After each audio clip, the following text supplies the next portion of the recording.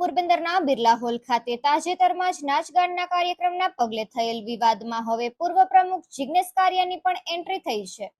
તેઓએ જણાવ્યું હતું કે તેઓના શાસનકાળમાં તો ઠીક, પરંતુ ચેમ્બરના ઇતિહાસમાં ક્યારેય આ પ્રકારનો અશ્લીલ કાર્યક્રમ યોજાયો નથી, જેના પગલે અનેક ચર્ચાઓ જાગી છે.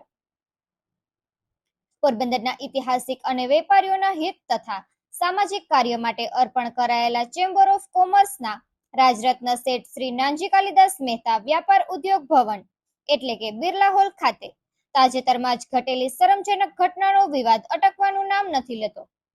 એક તરફ બિરલા હોલની ગરિમાને નુકસાન પહોંચાડીને ત્યાં નાચગાનનો અડ્ડો બનાવનાર વહીવટદાર નલિન કાનાણીની તાત્કાલિક હાકલપટ્ટીની પ્રચંડ માંગ ઉઠી છે, તો બીજી તરફ જિગ્નેશ કારિયાએ પણ આ બનાવના આકરા શબ્દોમાં વખોડી કાઢ્યા છે. વેપારીઓની આબરૂ ગણાતી આ સંસ્થાને વહીવટદાર નલિન કાનાણીએ બોલીવુડ નાઇટના નામે નાચગાન માટે ભાડે આપી હતી. આ કાર્યક્રમમાં ચોલી કે પીછે ક્યા હે અને હોઠ રસીલે તેરે હોઠ રસીલે જેવા ગીતોના બીભત્સ ઘોંઘાટથી બિરલા હોલની આબરૂ ધૂળધાણી થઈ છે. આજ દિન સુધી આ ભવનમાં માત્ર ઐતિહાસિક કાર્યક્રમો, સામાજિક બેઠકો, રક્તદાન કેમ્પો અને મેડિકલ કેમ્પો જેવા સેવાકીય કાર્યક્રમો જ યોજાતા આવ્યા છે. ચેમ્બરના ઇતિહાસમાં પહેલી જ વખત આ પવિત્ર વ્યાપારિક મંચને ડાન્સ પાર્ટી માટે ભાડે આપવામાં આવ્યો છે. સોશિયલ મીડિયા પર આ ડાન્સ પાર્ટીના વાયરલ થઈ રહેલા વિડીયોએ વેપારીઓની સંસ્થા ચેમ્બર ઓફ કોમર્સની છબીને ભારે નુકસાન પહોંચાડ્યું છે. ત્યારે જિગ્નેશ કારિયાએ પણ સ્પષ્ટ કર્યું છે કે ભૂતકાળમાં ક્યારેય આવા ડાન્સ કાર્યક્રમો અહીં યોજાયા નથી, તો હવે અચાનક જ આવી મંજૂરીઓ ક્યાં સ્વાર્થ ખાતર આપવામાં આવી રહી છે. તો બીજી તરફ વેપારી વર્ગ પણ સવાલ પૂછી રહ્યો છે કે ભવિષ્યમાં આ જ રીતે વહીવટદારોની મિલીભગત કે બેદરકારીથી હોલમાં બીજી કોઈ ગેરકાયદેસર કે ઇતર પ્રવૃત્તિઓ ચાલુ થઈ જશે તો તેના માટે જવાબદાર કોણ રહેશે? પોરબંદરના વિકાસ અને વેપારીઓના ઉત્કર્ષ માટે દાતા રાજરત્ન નાનજી કાલિદાસ મહેતા દ્વારા જે ઉમદા હેતુથી આ વ્યાપાર ભવનનું નિર્માણ કરવામાં આવ્યું હતું, તે પવિત્ર આશય પર વહીવટદારે પાણી ફેરવી દીધું હોવાનો આક્ષેપ છે. ચેમ્બર પર ગેરકાયદેસર કબજાના આક્ષેપો વચ્ચે હવે વેપારીઓ તાત્કાલિક ચૂંટણીની માંગ સાથે આકરા પાણીએ છે. વેપારી વર્ગની માંગ છે કે આ મનમાની ચલાવતા વહીવટદારો સામે કડક પગલાં લેવામાં આવે અને સંસ્થાનો વહીવટ સુધારવા તાત્કાલિક ચૂંટણી યોજવામાં આવે. નિપુલ પોપટ, પોરબંદર ટાઈમ્સ.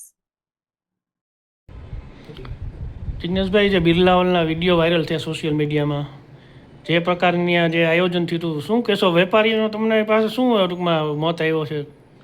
હું જિગ્નેશભાઈ કારિયા, પોરબંદર ચેમ્બર ઓફ કોમર્સમાં 12 વર્ષથી હું પ્રમુખ તરીકે સેવા આપતો હોય. ત્યારે હાલ જે અત્યારે પ્રોબ્લેમ છે તો તે આપ સૌની સામે જ હતો. જે કંઈ પણ હતું, પણ ચેમ્બરની ગરિમા જળવાય માટે કોઈ ડિસ્પ્યુટ ન થાય એટલે શાંતિપ્રિય બધા વાતાવરણથી કામ કરી રહ્યા હોય ત્યારે તો ગઈકાલે જ હું અમદાવાદ એક હાઈકોર્ટની તારીખમાં અમદાવાદ હતો અને મને મીડિયામાંથી પૂછવામાં આવ્યું અને આ વિડીયા બધે મને મોકલીને કહેવામાં આવ્યું કે આવું ચેમ્બરમાં ઘટના બની હોય. જોઈને તો પહેલાં હું પણ ચકિત થઈ ગયો કે આ બિરલા હોલમાં આવું હોય જ નહીં, બધા બિરલા હોલ નહીં હોય ભાઈ.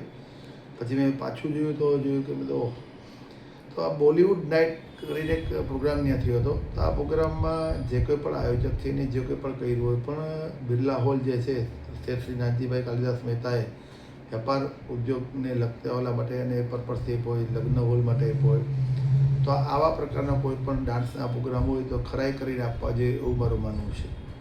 કારણ કે આનાથી ચેમ્બર ઓફ કોમર્સની ગરિમા તૂટી હોય.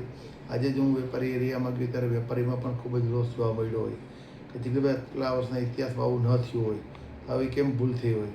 તો જે કંઈ પણ ક્ષતિ થઈ હોય એ સુધારીને ભવિષ્યમાં આવું ન થાય એવું કરવું જોઈએ. કારણ કે વેપારીમાં ખૂબ જ રોષ થયો છે કે આ બિરલા હોલ એક વેપારીની સંસ્થા છે, આ કોઈ ડાન્સ બાર માટે કે એની જે કંઈ પણ ડાન્સ બાર મીન્સ કે બોલિવૂડ નાઇટ જે કંઈ પણ આયોજનથી કરવામાં આવ્યું હોય એની ચકાસણી કરીને દેવું જોઈએ. ભલે બોલિવૂડ નાઇટવાળા જે કોઈ પણ આયોજકો એ જે કંઈ પણ પ્રોગ્રામ કરતા હોય એને મુબારક છે, પણ આપણે આ હોલ ભાડે દેતા પહેલાં ચકાસણી કરવી જોઈએ એવું મારું માનવું છે.